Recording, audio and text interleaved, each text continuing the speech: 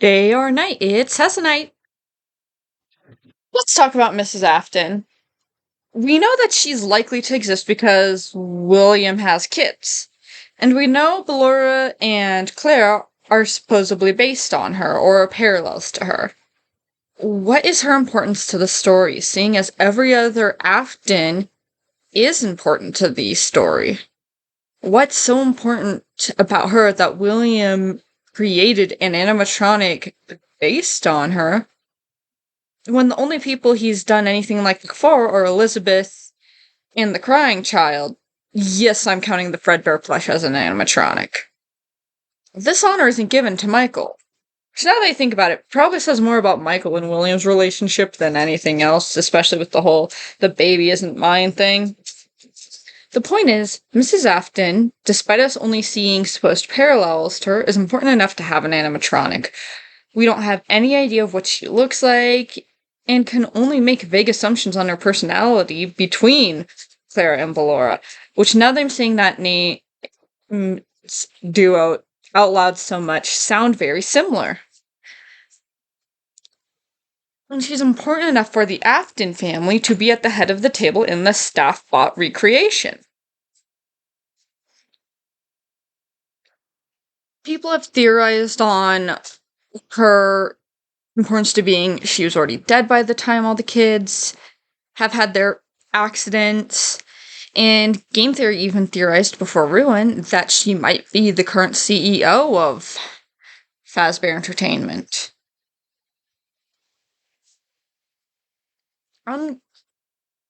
Regardless of what she's doing or not doing now, I want to look into her importance for, Ruin, at least.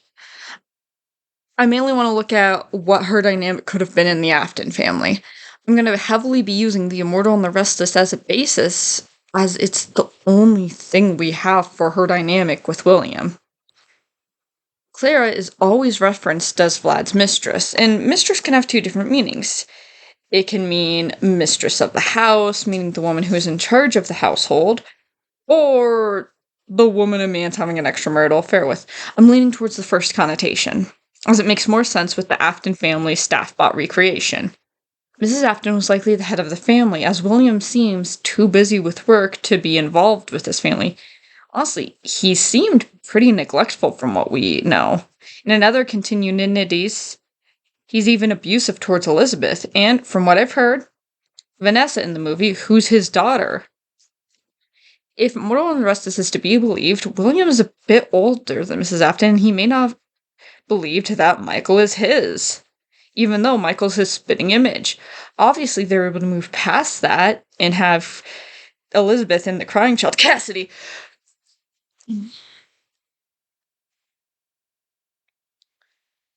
I don't think William was a good father. I think Mrs. Afton had this vision of a happy life with him, having this small family and enjoying Fazbear Entertainment as a family.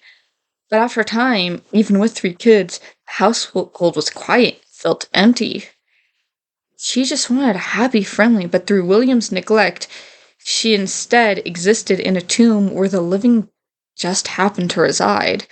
This is referenced in Immortal and the Restless calling the house a morgue, and in Ballora's song.